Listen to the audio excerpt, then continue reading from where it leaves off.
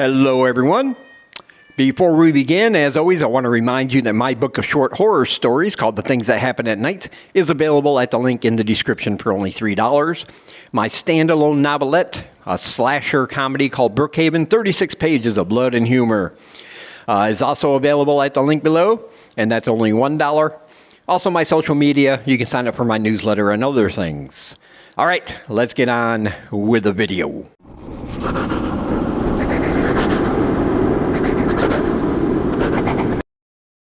All right. So the book we're going to be talking about today is actually a series of books. And today I'm going to review the first in the series. And then after I finished the other 5 volumes, I believe there is, I will come back and do a review of the entire series. This is called Bad Blood by Tobin Elliott.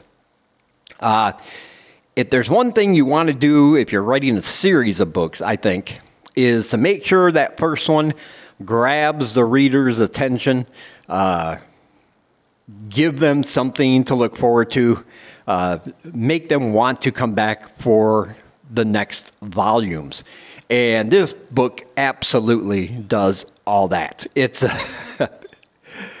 this thing is going to give you a case of the creeps, and things are going to get bloody. Trust me on that. This one is more of a, I would say a novella more than a full-length novel, but the rest of the books in the series are going to be full-length novels, and then I believe a novella at the end to wrap it all up, if I'm not mistaken. But I'll let you know after I read all the rest and do my review on the whole series. But this one centers on a little girl. Her name is Talia. And let me just say this. Kids are pretty creepy in the first place.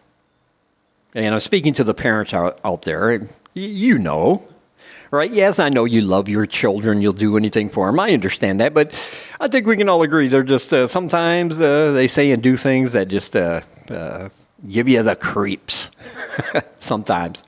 So I love it when an author uses a child as an instrument of death. And Talia is a bit of a sociopath. She has a little sister who can't even speak yet. And Talia hates her little sister because the little sister gets all of the attention now. Talia hates her parents because her parents give all their attention to her little sister. There are kids at her school that she hates because of certain things that happen there. And she starts acting out with what starts out as horrible thoughts soon turn into reality. She starts acting out in ever-increasing violent ways. But what pushes her over the edge is when she finds a book. It's a weird-looking book. It's a big tome. But she is drawn to it because the book speaks to her. She can hear the voice of the book calling out to her. And instead of being scared, she is absolutely fascinated. And as she delves into this book is going to tell her things, reveal some secrets, and basically letting her know how to fulfill her darkest, deepest, bloody desires. And she is going to go about doing that very thing. And things will get bloody. And when you have the child that's the antagonist of us in a story like this, I think that makes a book even more frightening than when we're dealing with these psychopathic, sociopathic adults going out and doing, their various terrible things to people. And this book succeeds in a lot of ways. The narrative is crisp. It flows right along. You'll instantly get into it, get into the story, get lost in this world, and you'll keep turning the pages waiting to see what the next bloody event is going to be. And even if you read this as a standalone, it would be great. I mean, it ends in a way that it could be a standalone, but leaves the room for the subsequent books that are in this series. And so it's not just, sometimes when there's a series of books, authors intentionally put a huge cliffhanger, and you almost feel like you're forced to buy the next book, and even if you don't want to.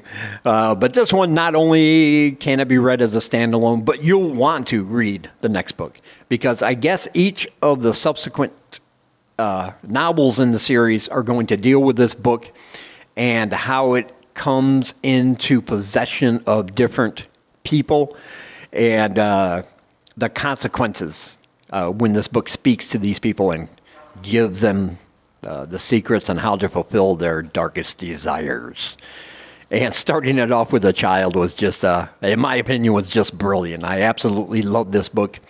And look at that cover, all right? I mean, how can you resist a cover like that? It's just great. Yes, I highly recommend this book, Bad Blood. I will leave a link down below to Amazon where you can purchase your copy of this. And while you're there, check out the other books in the series. And if you like this one, definitely go back and pick up the rest. Like I said, I'll have my review of the whole series once I'm finished with them all. And as always, I want to say thank you for taking some of your time, spending it here with me. I really appreciate you guys watching. And until we meet again, keep reading spooky, my friends.